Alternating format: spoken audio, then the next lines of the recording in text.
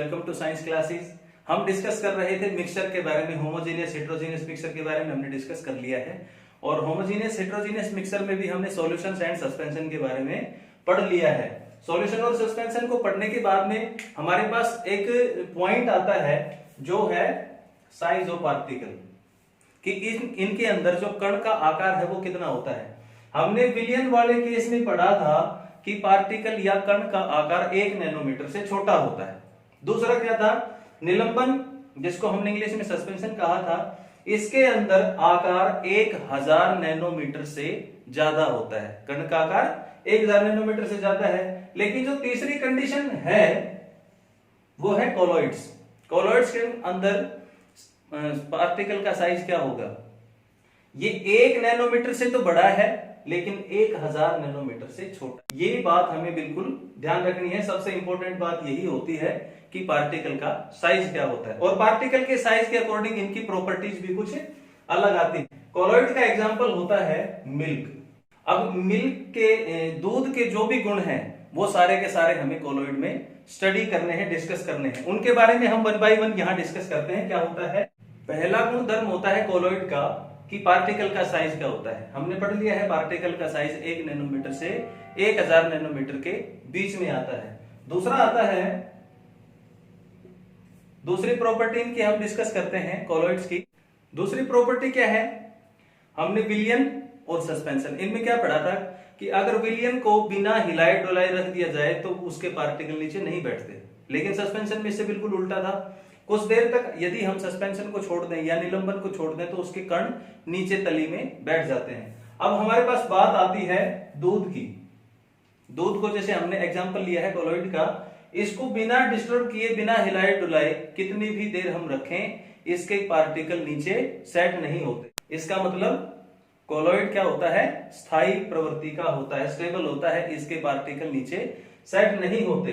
तीसरा गुण आता है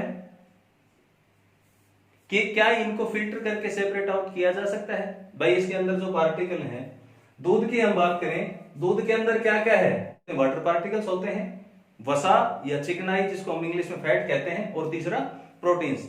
इन सभी पार्टिकल्स का साइज 1 नैनोमीटर से 1000 नैनोमीटर के बीच में आता है, तो ये स्टेबल भी होते हैं। नेक्स्ट इनके बारे में डिस्कस कर रहे हैं हम कि इनके पार्टिकल्स को फिल्टर करके सेपरेट किया जा सकता है या नहीं।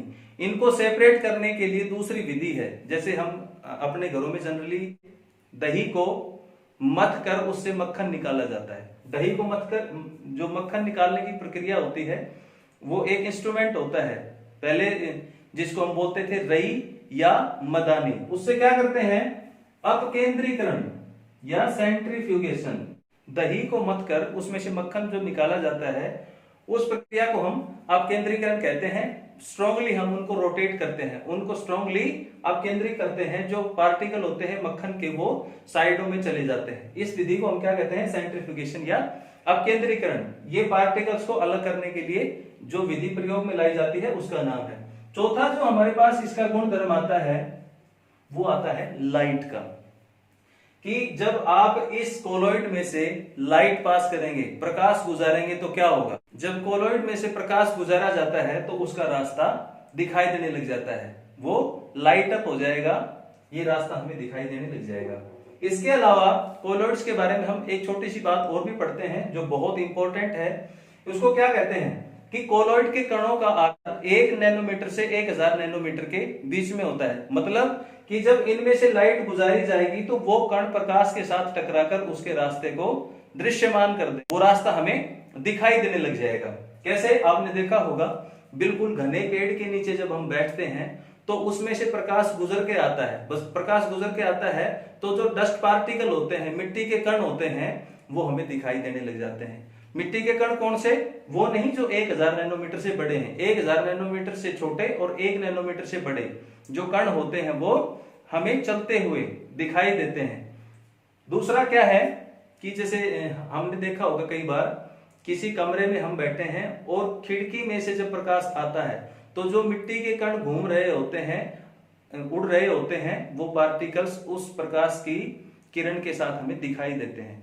इसको सबसे पहले जिस साइंटिस्ट ने डिस्कस किया था वो है टिंडल। इसीलिए हम प्रकाश के कणों का किसी भी कोलॉइड पार्टिकल के साथ टकरा के बिखर जाना या दृश्यमान हो जाना, उसको हम कहते हैं टिंडल इफेक्ट।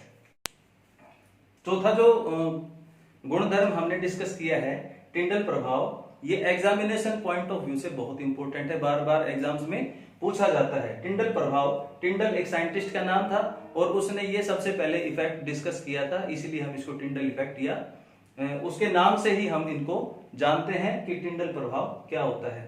कोलॉइड कणों का प्रकाश के साथ टकरा के प्रकाश को बिखेर देना ही टिंडल प्रभाव है। नेक्स्ट क्या था, ये तो हमने डिस्कस कर लिया था कि सेंट्रीफ्यूगेशन या अपकेंद्रीकरण से कोलॉइड को हम अलग कर सकते हैं। इसी तरह से सॉल्यूशन में या सस्पेंशन में जो पार्टिकल हमने लिए हैं, जो पदार्थ हमने लिए हैं, उनको अलग कैसे किया जा सकता है, पृथक्करण कैसे किया जा सकता है, उनको हम कैसे सेपरेट आउट कर सकते हैं, इन सब का डिस्कस हम नेक्स्ट वीडियो में करेंगे। Thank you.